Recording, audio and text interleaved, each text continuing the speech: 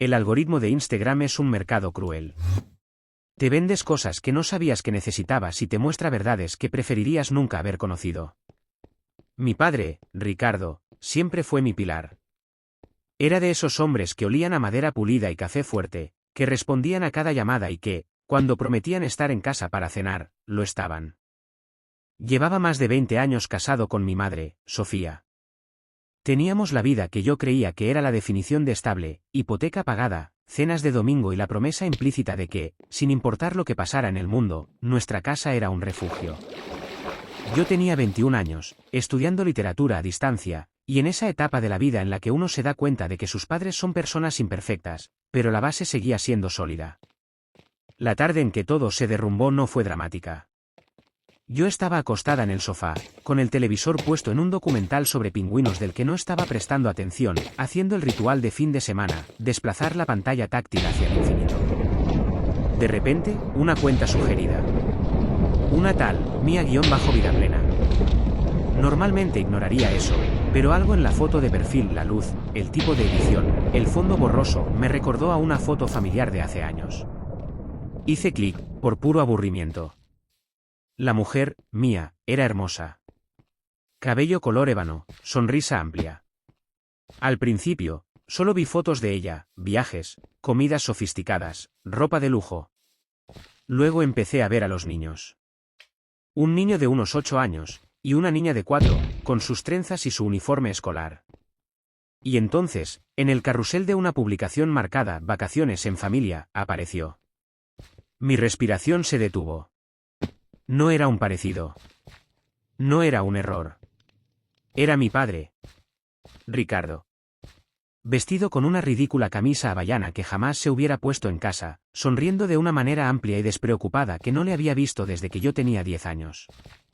Estaba en la playa. El título de la foto era, La alegría de mi vida. Gracias, cariño, por esta familia que construimos. Te amo, Ricardo. La foto no era de un viaje de negocios. Era una vida. Una vida paralela. Sentí un escalofrío que no era físico, sino óseo, como si el alma se me hubiera congelado de golpe.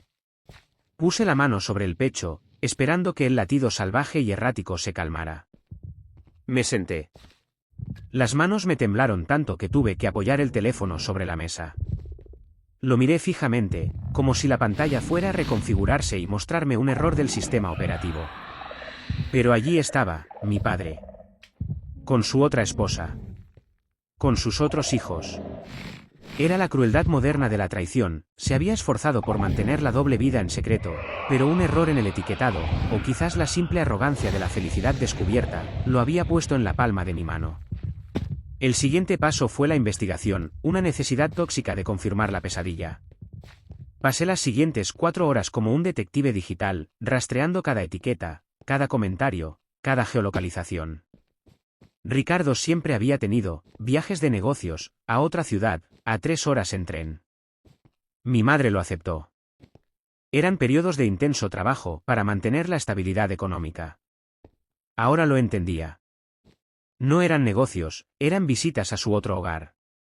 Descubrí que la hija pequeña, Laura, era apenas un año menor que la fecha en que mi padre y mi madre habían celebrado sus 20 años de aniversario en una cena con toda la familia. La ironía me provocó una risa seca e histérica que tuve que ahogar contra una almohada. La sensación no era rabia pura. Era peor. Era una destrucción de la realidad. ¿Qué era yo? ¿Qué era mi madre? Éramos el escenario, la fachada. Éramos la vida a la que regresaba cuando necesitaba descansar de su aventura. La mentira no era una aventura de un fin de semana. Era una estructura, una nueva base familiar que había levantado mientras nosotros dormíamos. El término de Reddit resonaba en mi cabeza, mi papá adoptó a otra familia. No la adoptó. La creó con la misma intención, el mismo amor, aparentemente, que había depositado en la nuestra. Tuve que apagar el teléfono. El aire en la sala se sentía denso e irrespirable. La traición era tan profunda que ya no podía distinguir qué recuerdos eran reales y cuáles habían sido enmarcados por la gran mentira. Cuando me ayudó con mi tesis de bachillerato, ¿estaba pensando en su otro hijo? Cuando le dijo a mamá que la amaba, se refería a las dos. El dilema me consumió instantáneamente. ¿Qué hago? Mi padre regresaba a casa esa noche, tarde. Pasé la noche en vela, mirando el techo y esperando el sonido de la llave en la cerradura. Cuando llegó, entró silencioso, como siempre. Se detuvo en el pasillo y me vio en la oscuridad. «Elara, ¿qué haces despierta?», preguntó, con esa voz grave y tranquilizadora. «Esperándote», mentí. Le estaba dando la oportunidad. «El tráfico del tren fue terrible», respondió, besando mi frente. Su barba áspera me raspó un poco. El olor a colonia barata y metal de tren era el mismo. «Sí», dije, sintiendo náuseas por la normalidad. Si yo revelaba lo que sabía, destruiría todo. Destruía a mi madre, cuyo amor por él era la columna vertebral de su identidad. Arruinaba la estabilidad financiera. Pero, sobre todo, me destruía a mí, porque si lo que creía sobre mi padre era una mentira, ¿qué más de mi vida era falso? El día siguiente fue el más surrealista de mi vida. Me sentí a desayunar con el hombre que me había traicionado sin siquiera mirarme. Me preparó tostadas, preguntó por mis clases y bromeó sobre la cuenta del banco. Mi padre, el maestro de la duplicidad, jugaba su papel a la perfección. «Hablé con tu madre, dijo que va a ir al centro comercial esta tarde», dijo, bebiendo café. Me lo imaginé el fin de semana anterior, dando de comer a una nueva niña en otra cocina, bromeando sobre la escuela. El contraste era un cuchillo. «Papá», empecé. La palabra, sencilla, se atoró en mi garganta. «Sí, cariño». Iba a preguntarle. Iba a poner el teléfono sobre la mesa y presionar el botón de inicio, para que viera la foto de Mía y Laura. Iba a verlo mameluco. Pero me vi a mí misma, con 21 años, a punto de ser la protagonista de la debacle familiar. Si lo confrontaba, yo sería la mensajera de la pena. No estaba lista para la explosión. «Nada, solo, ¿todo bien en el trabajo?», murmuré. Su expresión se suavizó. «Todo bajo control, Elara». «Siempre bajo control». Esa frase, «siempre bajo control», me golpeó con la fuerza de un martillo.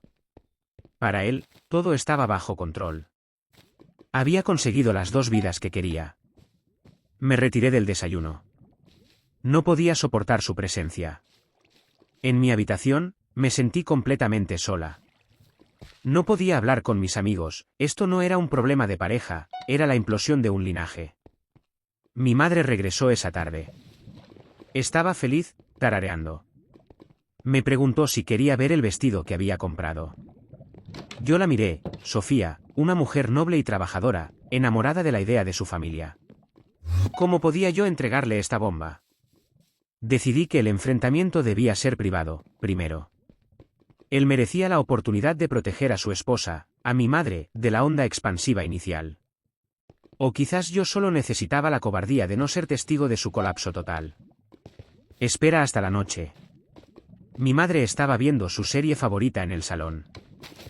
Llamé a mi padre a su estudio, un lugar que siempre fue su santuario de orden y silencio. Cuando entró, su expresión era de ligera molestia. «¿Qué pasa, Elara? Es tarde». Cerré la puerta detrás de mí. Había dejado el teléfono sobre el escritorio, abierto en la publicación de Mía. Las fotos de la playa brillaban sobre el nogal pulido. No es necesario decir nada. Sus ojos viajaron del teléfono a mi cara. Y en ese instante, mi padre, Ricardo, se hizo pequeño. Su postura se hundió. El color abandonó su rostro. «Elara», dijo, la voz apenas un susurro. «¿Quién, hijo?», pregunté, mi voz firme, sin emoción. Quería que supiera que el dolor ya había pasado, que ahora solo quedaba el juicio. Intentó mentir. Un reflejo automático. Son socios de un cliente en la otra ciudad». Lo interrumpí con un movimiento de la mano. Era patético. «No me ofendas con una mentira tan superficial. Es mía. Hijo Laura y Mateo. Los hijos. Tu otra vida». Se dejó caer en su silla. Se pasó las manos por el pelo gris, el gesto de un hombre derrotado. «No sé cómo lo sabes». ¿Yo? Las redes sociales, Ricardo. El mismo lugar donde publicas tu felicidad, dije, sintiendo la bilis en mi boca. ¿Desde cuándo? Guardó silencio, la cabeza gacha. Desde hace 6 años. Empezó como un error, Elara. Un viaje, y se convirtió en algo más. Ella me dio una oportunidad de empezar de cero. La frase me rasgó. Empezar de cero. ¿Y qué éramos nosotros? ¿El borrador? Espete. Mamá te dio 20 años, te dio una casa, una estabilidad. ¿Y tú, a cambio, nos convertiste en un pasatiempo? No es así. Yo te amo. Y amo a tu madre. No, no lo haces, lo miré a los ojos, sintiendo un vacío terrible donde antes había habido adoración. No puedes amar a 2 familias al mismo nivel. Tienes que mentirle constantemente a una para vivir con la otra. Eso no es amor, es gestión de activos. Nos estás gestionando. Él se levantó, intentando el papel de padre autoritario por última vez. Esto es entre tu madre y yo. Esto no es asunto tuyo, Elara. Lo es. Porque eres mi padre. Y ahora soy tu cómplice. Cada vez que le suena a mamá, sé que esa sonrisa es una fachada. Cada viaje que haces, sé que no es trabajo, es tu otra casa. Tú no adoptas a otra familia, papá. Nos abandonaste a nosotros en el proceso. Me acerqué al escritorio. Mi corazón ya no latía rápido, latía con una frialdad medida. ¿Qué vas a hacer? Preguntó, la voz rota por la desesperación, la primera señal de emoción genuina que había visto. Yo no voy a hacer nada. La pregunta es ¿qué vas a hacer tú? Me di cuenta de que él estaba esperando que yo le cubría la espalda. Que guardara el secreto para proteger a mamá. Ese era el último acto de manipulación. Yo no puedo protegerte de ti mismo, papá. Y no puedo cargar con esto. Tú tienes que decirle la verdad a mamá. Hoy o mañana, pero tú lo haces. No puedo, la destruirá. Tú ya nos destruiste. La única elección que te queda es si quieres que se entere por boca de su hija, o por ti. Hice una pausa. Si no lo haces, yo lo haré. Tienes 24 horas. Salí del estudio. No esperé su respuesta, ni sus lágrimas, ni sus excusas. Sentía que si me quedaba un minuto más en esa habitación, la mentira se me pegaría a la piel. Caminé por el pasillo. Al pasar por el salón, vi a mi madre, riendo por un chiste en la televisión. La imagen era tan dulce, tan frágil. Y era mi padre quien la iba a mameluco. Pero no era mi tarea cargar con su culpa. Me encerré en mi habitación. La noche transcurrió lenta, tensa, expectante, como la calma antes de un tsunami. A las 2 de la madrugada, escuché el sonido bajo de voces en el estudio. Estaba pasando. La verdad se estaba revelando, no con un grito de enojo, sino con el susurro devastador de la traición. No intenté escuchar más. Me puse los auriculares y subí el volumen. El sonido de la música era un escudo contra el dolor que sabía que estaba inundando la casa. A la mañana siguiente, la casa estaba silenciosa. Demasiado silencioso. Bajé. El estudio estaba cerrado. Mi madre estaba sentada en la cocina, pero no frente al café. Estaba en la mesa, mirando por la ventana, con las manos entrelazadas. Sus ojos, al verme, no denotaban lágrimas recientes, sino el vacío de haber sido desmantelada pieza por pieza. Tu padre se fue, dijo, la voz grave y plana. Lo sé, dije, sintiéndome culpable por la verdad que yo había forzado. Él me dijo todo. Sobre la otra familia. Parece que necesitaba empezar de nuevo. Mamá, me acerqué para abrazarla. Ella se apartó suavemente. No. Solo, necesito entender. La casa está llena de sus cosas, de sus recuerdos. Y ahora, cada objeto es una mentira. La destrucción era silenciosa, eficiente. En ese momento, entendí mi propio dilema. No se trataba de confrontar a mi padre para obtener una disculpa. Se trataba de si yo podía perdonar la aniquilación de mi fe en la estabilidad. El perdón, para mí, no era una opción inmediata. Si él había podido vivir con la duplicidad, yo necesitaba vivir con la distancia. El hombre que se fue no era el padre que yo conocí, era un extraño que compartía su ADN. Mi elección fue alejarme, no básicamente de mi madre o de mi hogar, sino emocionalmente de él. Cortar el lazo con la ilusión. Unas semanas después, me llamaron. Era un número desconocido. Elara, por favor, hablemos. Necesito que sepas que te quiero. Esto es difícil. Lo sé, respondí, caminando por mi calle, lejos de mi casa. Es difícil porque rompiste algo fundamental. Y para mí, la confianza es esto, un muro que tarda años en construirse y segundos en caer. ¿Entonces qué? ¿Te vas a alejar? ¿Vas a renunciar a mí?